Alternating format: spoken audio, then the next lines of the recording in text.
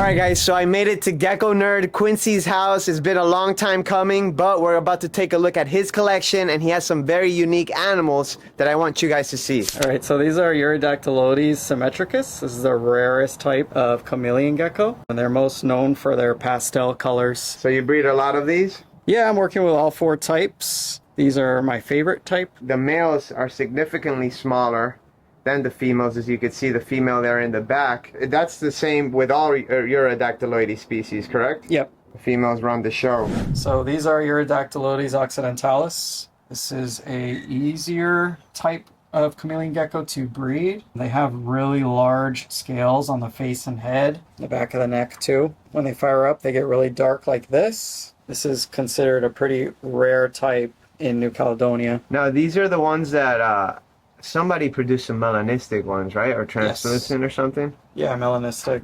Right. With phantom eyes and everything? Yeah. Alright, Quincy, what you got here?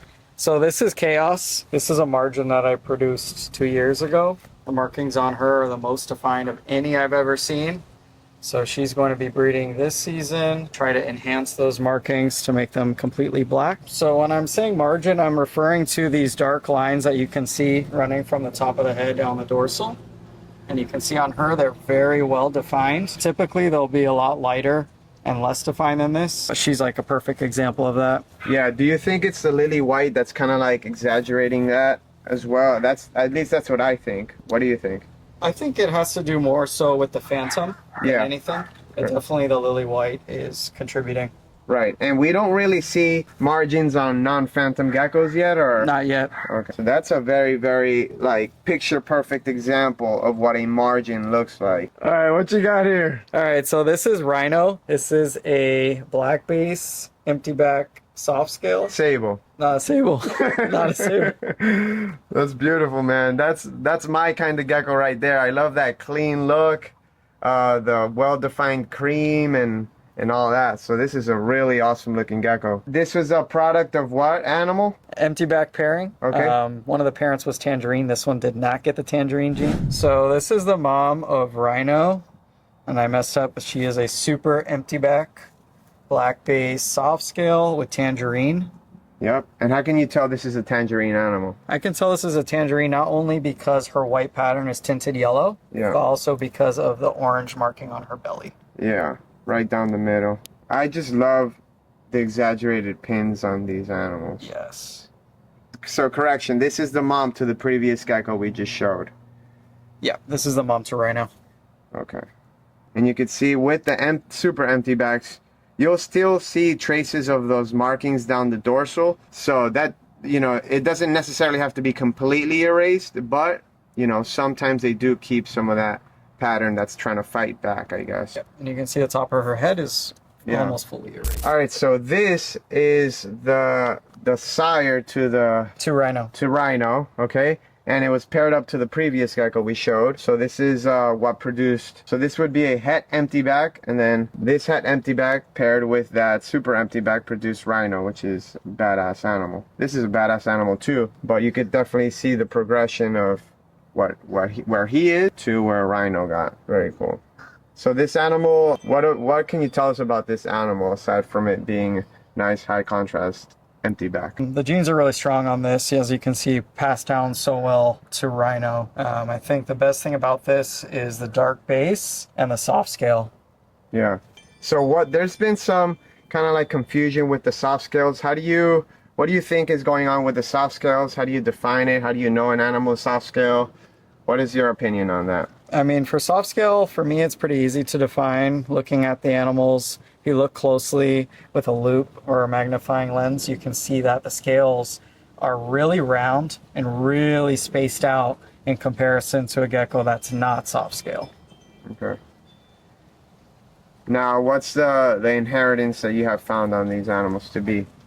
Incomplete dominant. All right, Gecko Nerd also does lychees apparently. So what you got here, man? So this is a super, super high pink Nuana female. She's going to be added to my high pink group.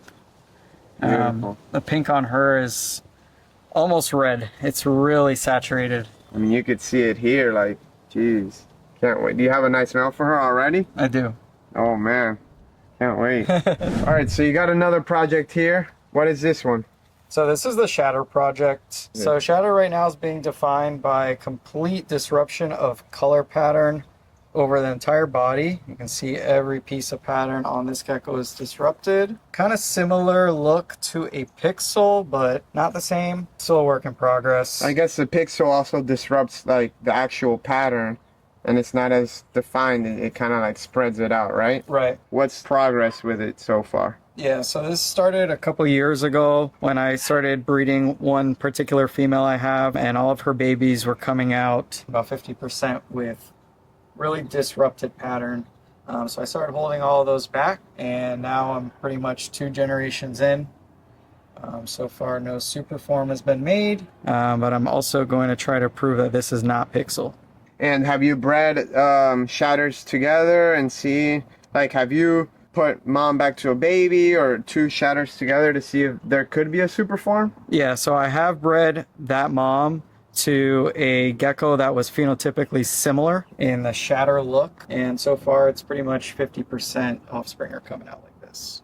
Gotcha. So this is something you don't see every day. I would say this is like a pink animal or super hypo or something. What is this? Really nice example of hypo on Phantom, and this one actually has white spots all over the body, even the top of the head and the dorsal. Yeah. So these are portholes, and then this, we don't know what's going on there yet. How old is this animal, by the way? About 3 years old. Okay. I've noticed that a lot of my hypo animals, with age, they start to get yellow spots on their head. But I typically see that, you know, when the animal is way older, maybe like in the past 8 years old or something. I don't know if you have any experience with that or... Yeah, I do have some that show some random yellow patches on the nice hypos. Very cool. Okay, so this is a gecko that hatched this past season. Hatched with dark eyes. The pupils are perfectly intact, so it's not an injury or anything like that that's making the eyes dark. Both parents don't have this. None of the siblings came out this way. So I'm holding everything back to try to prove this out in the future. Possibly a new recessive gene. Have they gotten darker as it's gotten older, or...? As soon as he hatched, he had dark eyes. Okay. But they were that, like, same Pretty tone? much, yeah, dark gray. Very cool. Is that the breeding pair that produced this animal, was that their first year, or...? It was their first year being paired. Okay. Are they paired again? Yep. All right. So this, 2 very different looking geckos, but they got something similar, something in common, which is... 1 copy of Emptyback. Cool. So you can see how it expresses differently depending on what other genes are at play.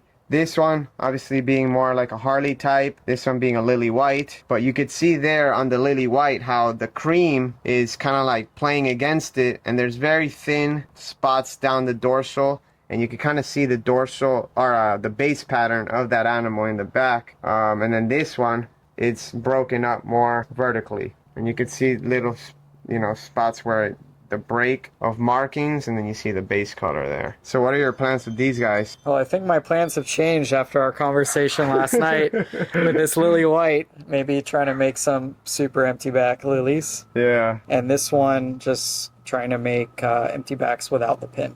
Right. That'd be interesting. I mean, I always like think, and I'm like, would that just look like a phantom, or I don't know. Think about it, because look, it kind of does reduce the side pattern, right? The Emptyback. So if you take away that dorsal, it's like it's got a patternless gecko now. Yeah. All right, so this is something cool. This is actually a morph that I don't have. What do you want to tell me about this? So this is a pixel baby that kind of hatched out as a fluke this past season. This year, the mom is breeding to a proven pixel from Pangea. Okay. To prove that it is or is not the same gene. But yeah, this one came out really interesting. None of the siblings are pixels, so I'm assuming they are hets. But you can see, even straight out of the egg, this animal's clearly a pixel. So describe the pixel for somebody that isn't aware what the gene is. So pixel really scatters up the entire pattern color over the whole body. This one, as a baby, it was really obvious. But now as it's grown, the cream pattern has really filled in so much over the body that it's harder to tell initially. Yeah, they look pixelated pretty much. That's awesome. So theoretically, right now, you're thinking that this might be a recessive gene. Correct. That just randomly showed up in your collection. Right. And this would be, you know, obviously the homozygous version, the visual representation of the pixel gene. And the laterals are definitely different than most other Harleys. So it's going to be interesting to see what happens when you put them back to the other pixels like Pangea and all the other stuff that's out there. Okay, so this is a regular red pinstripe. So what do you want to tell us about this gecko, Quinn? So this is something new that I'm working on. Also something that popped this past season pretty randomly. Yeah. It looks normal right now, but when you flip it over, you can see that it has what looks like pied markings. Yeah. On the neck and on the legs a little bit. Yeah, I see it there. These animals, all the siblings are being held back, and trying to prove that out probably in the next 2 seasons. So what's interesting is that I also have a similar pied looking animal, and it does show up on the bottom also. It doesn't show up on the top like those pied markings. So it'd be interesting to see if, by the way, is this male or female? Female. So it'd be interesting to see if, you know, with selective breeding or if it is a recessive mutation, we could get this to be all over the body. All right, so Gecko Nerd wouldn't be a Gecko Nerd if you didn't have gargoyle geckos. And this is a pretty badass phantom gargoyle gecko. How'd you get this gecko? So this is Say Cheese and Die. I hatched her out of... Say Cheese and Die, that's an awesome name. I hatched her out of a male from you and a female from Sundown Reptiles. That's awesome. And she's a breeder now, but she's a great example of phantom eye. So some people are not aware, but phantom eye, how long did it take for this girl to develop those eyes? Close to 3 years. Yeah, so when they hatch out, they have normal eyes, and as they start getting older, their eyes start to color up, or I guess get darker and darker and darker. This is already a really good example for 3 years old, honestly. I would not be surprised if they're just completely pitch black by, you know, in 2 years or so. Very cool. Now, is this your first phantom eye gargoyle breeding? No, she's not. I also have a male. Okay. And are you pairing that male up to her? No, I'm not, actually. Oh, come on, man. Well, this is a sweet gecko. All right, guys, if you are interested in any of Quinn's reptiles here, any of his geckos, make sure you check him out. He's on Instagram, Facebook. What else? GeckoNerd.com. GeckoNerd.com and Gecko Nerd on all social media, right? Yep. All right. Let's go. All right, so I made it to Miami Art Geckos, and Scott right here has a pretty interesting story on how he got started with reptiles and geckos, so I'm gonna let him tell you that one. Okay, there's 2 parts of this story. The first part is, I love animals. 12 years old, not a dog, not a cat, wasn't allowed to have anything. And I really, really wanted reptiles. So I started out with hamsters and gerbils and a rabbit, and I had all these things in the attic of my parents' house. My parents' house has 2 attics. The one attic is where they keep like all their stuff, and the other attic was completely empty. So I hid all this stuff and made a wall and kept everything in there with lights for like 3 years. I had a ball python. When I got it, it was just like 1.5 feet, and it got to be almost 4 feet long, living in the attic in my parents' house. And every night we walked to school then. And, well, they still walk to school now. I grew up on a farm. So I would walk home and stop at the pet store that was in the town, and I would buy a frozen rat, put it in my backpack, go home and feed it at night when my parents went to bed. For like a month, this pet store didn't have any frozen rats. So finally I bought a live rat, thinking, okay, I'm just going to knock it on its head and put it out of its misery and feed the snake, because I didn't want to feed it a live rat. But it didn't have the guts to do it. So when my parents were in bed, I got up at like midnight thinking, okay, I have to feed the snake. This rat's going to get loose. Took the snake out, put the snake between my legs, was in my boxers, no shirt on, and I put the rat between my legs to feed the snake, and right when the snake went to strike, I got scared and lifted the rat up, and the snake bit me in the testicles, both, entirely in its mouth. I couldn't scream, I couldn't yell because my parents were downstairs, and you can imagine how bad that area bleeds. It was bleeding pretty bad. I looked up like a bloody mess. I had to yell for my brother, who was only 5 or 6 years old at the time, to tell him, please come help me. He got these magic markers that he used for coloring, and I had to stick them in both sides of the snake's mouth and open it up. Meanwhile, my poor brother is more traumatized than I am. He was sleeping in my bedroom because he was scared. Now I even made him more scared. It took me like 15 minutes to actually get the snake off of me, and it was a freaking bloody mess.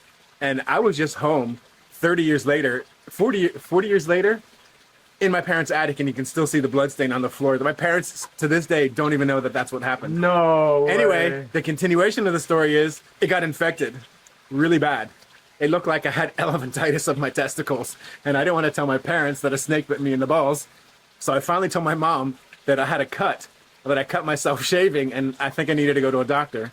When I went to the doctor, he told my mom it wasn't a shaving cut, that something bit me. And my parents to this day think it was the neighbor next door. Her name was Donna. She had braces. Turns out she's a lesbian and I'm gay. But my parents thought she was doing something with me. And her braces cut my testicles. And my dad went and told his dad what happened to me because of her braces. And I could never tell them that it was a snake. Anyway, from that day on, I was kind of paranoid of snakes. I finally got my first snake a little bit ago. But fast forward 40 years later, I was in the hospital. I had less than a 10% chance to live. And I started watching these videos, and they were Tiki's videos. And I was watching, like, what do you do? I was in the ICU for 5 weeks. I was watching these videos over and over and over and over. I think I watched every single one of your videos at that time like 10 times. And even the doctors and nurses were coming in saying, why do you keep watching these videos?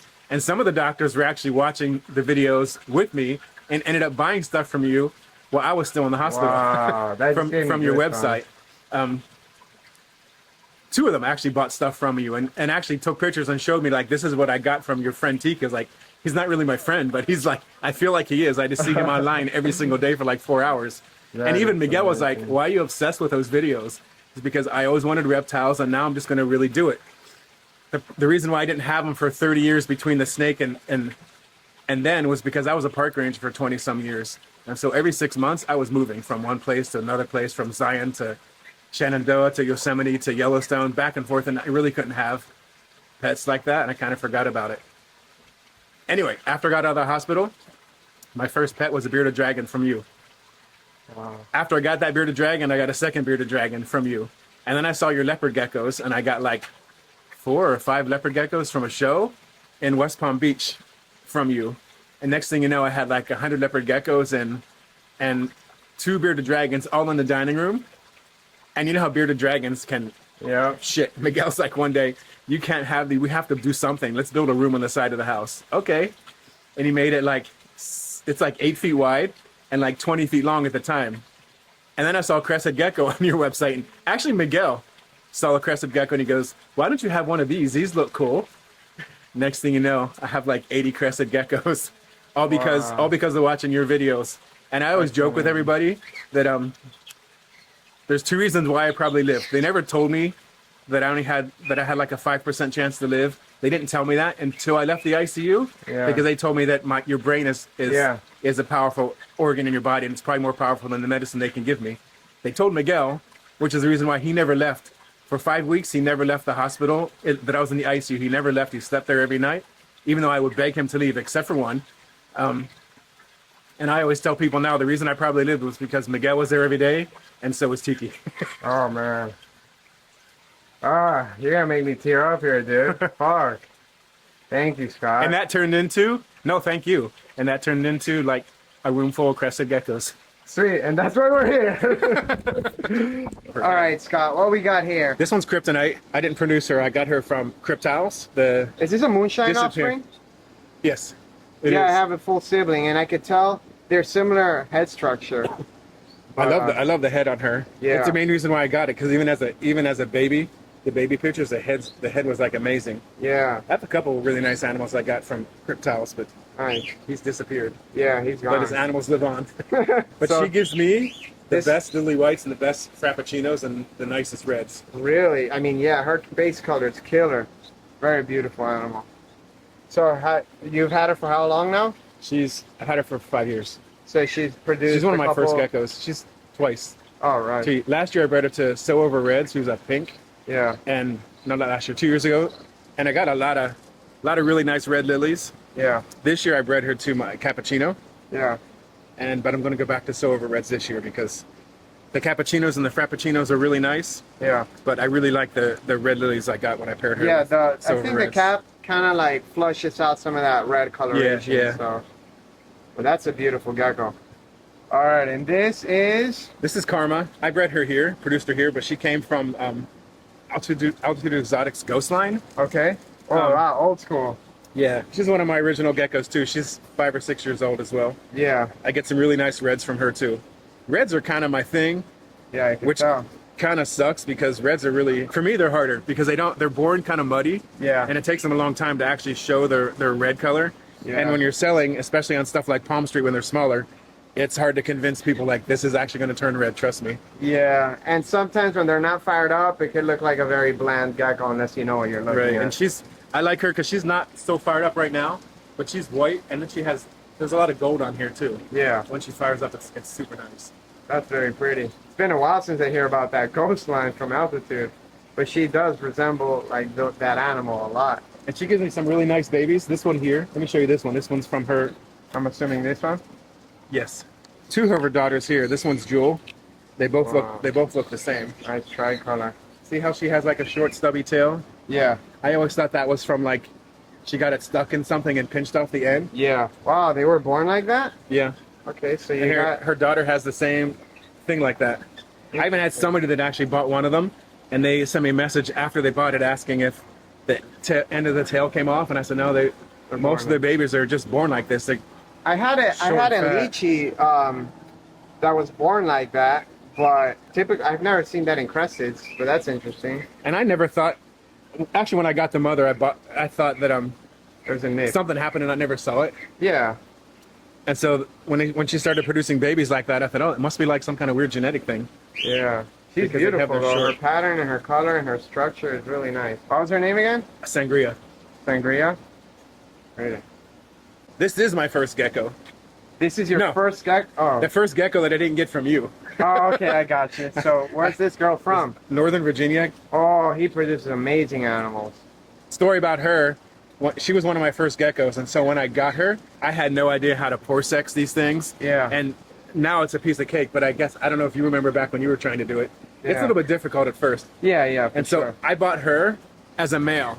And so when she came to me, she still sometimes has like a little pudgy, little pudge there. Not so, sometimes it's bigger than others. Yeah. And so when I got her, she had like a little pudge. I never tried to even sex her because she was a male. Yeah. And I just assumed that he was right.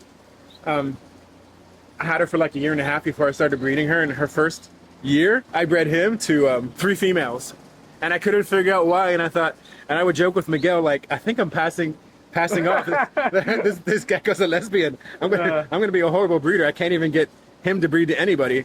And finally, Gabby I met Gabby from Morph Menagerie, and she said, "Have you ever checked for pores?" This is when I took her to West Palm Beach. Yeah. She asked me to bring her there, and I took her there, and she turned her right over and said, "It's a female, Scott." And I said, "But she's got like a bulge." That's so funny. And she said, "Sometimes females do." And when I looked girl. at this time, I actually knew how to pore sex them, but I never thought of even looking at her. Yeah. And since then, I've actually bred her to the right sex, and she's done really well. Funny. She's really interesting, Lily White, with all the speckling she has going on. Lilies are to die for, but she gives me mostly like extremes. Yeah. Really white, like white. Very cool. What would you say your base color is? What would I say her base color? It looks like she's a tricolor, and it looks like she has a dark base color. Might be red. See, Brian Hughes was telling me he thinks it's red too, but Yeah, it might be red. I don't know. But this year I bred her to this. I'm breeding her to the sable. All right, so who's this? This is Maisel. She's my resident bitch. Oh my God. For some reason, I don't know why. I think she doesn't like me because Miguel, when we were doing our website, he never touched geckos before. Yeah. Well, he would pick them up off the floor when they did this. He was taking their pictures, and I told him when I brought a batch with her in it, there's one in there that bites me every time I take her out. But I'm not going to tell you who it is to see if she bites you. And he was messing with her, taking pictures, moving her all over the place, and she never bit him one time or even tried to act aggressive. So I don't know if it's me she doesn't like. I haven't bred her yet this year, but I'm going to breed her to a male that looks just like her. Yeah. I'm a little bit nervous to do it. So when I pair my geckos, I just kind of stick the male one with the female and leave them for 3 or 4 days. I think I'm going to pair her and bring them in the house when I do it so I can see if she's fighting. Maybe Yeah. with another gecko, she'll be fine. Yeah, don't you know know. what? Sometimes I have animals that are mean to me and they want to bite me, but they're just like gentle breeders. But yeah, just keep an eye on them for sure. Sometimes I'll get animals that I've had a female that, well, actually, she did this with 2 different males where she bit the hemipenes from the males and they were bleeding all over the place. She's actually being kind of calm with me right now. Yeah, this is good. I'm good luck. But actually was getting out of pinstripes. But her and the male, I fell in love with, and I thought, okay, I guess I'm gonna keep a few pinstripes. Yeah, I mean, these are kind of like really nice Harley pinstripes, so Yeah. they have a lot of Harlequin pattern, so you're kind of cheating there. You need some quad stripes. But this is her first year breeding, so She's beautiful. Her I'll see how it contrast goes. is nice. Yeah, I love her. All right, so I think this is my favorite gecko that you're showing me today. This is Dreamweaver. Wow. She's actually from Emily Burke line from Morph Menagerie. Yeah. Caravaggio comes from that line. I'm breeding her to a sable this year. That is amazing. Structure on this animal is exceptional, man. And I mean, the white, of course, Emily Burke. I could kind of tell it's Emily Burke before you even mention it, but She was going with me to Flora Fauna for the Gold Standard Club, yeah. but I paired her with a sable. So you want to make sure she's here. I don't want to put her in the plane, Yeah, I hear you. Nice. but I paired her over a month ago, so I think I need to repair her again because nothing yet. Maybe we're gonna do a gold standard in Florida though, so you For don't real? have to go far. Yeah, maybe. Allegedly. Well, that would be nice. God, She's one of my favorite ones. I love when she was born off. She didn't have the white fringing that showed up like when she was like a year or so. Right, yeah, that takes time. That is amazing. Yeah, people see this animal and they want an animal like that, but they don't realize that if it's like that, you're most likely not gonna sell it, right? You're gonna sell the babies that are gonna look like that, but I've learned. yeah, I've sold too many things way too young, thinking Yeah. it's not gonna look like mom. To find out that it just turns out like them when Yeah. they're over a year old. Yep. So you gotta wait. Can't tell you how many times this happened to me. I always tell people when they're, even last night on Palm Street, buy them young. At least buy some young and Yeah. let them grow up because it's amazing how much they change. Oh yeah. And if you don't have an eye for that, you'll be selling all your shit thinking you don't have anything. Yep. Only to find out a year later that, damn, I should have produced kept some that. nice stuff. Yeah. She's gorgeous though. And honestly, she was for sale like 4 or 5 times and nobody ever bought her. Really? At the shows on the table. But she didn't look like way. this. Of course she So didn't. I can't say that I'm smart and kept her. Right. I kept her kind of because nobody bought her. Yeah. Then at one point I was like, damn, she's not going anywhere now. Yeah. That is funny. But there's a couple I have, like that Maisel, the one that I just showed you. Yeah. She was one that I was tried to sell too, and nobody was buying her. It's funny how that works. You got to show them fired up adults for people to be like, to appreciate them sometimes. Pairing for me is super difficult. I mean, I grew up I showed boxers for 30 years. Yeah. I showed cavies and Yeah, I know, rabbits for years we talked too. about that. So the breeding thing always like intrigues me. And genetics, I'm not a botanist. I don't know genetics that well. I try to learn them. One of the reasons I was getting out of leopard geckos is they were so confusing. Yeah. And crested geckos are getting like that now too. Yeah. And it's hard for me to figure out who I'm pairing who with. But the last 2 years I have a method that I kind of like now. What's that method? I take pictures of Yeah. all of them and I print the pictures out. So every breeding animal I have a picture. Yeah, and so you then I lay 'em take, out? while I'm watching TV or something, I'll take the female one by one and write down, flip the pictures of the males, and each male that could go with that female, I write it on the paper. Yeah.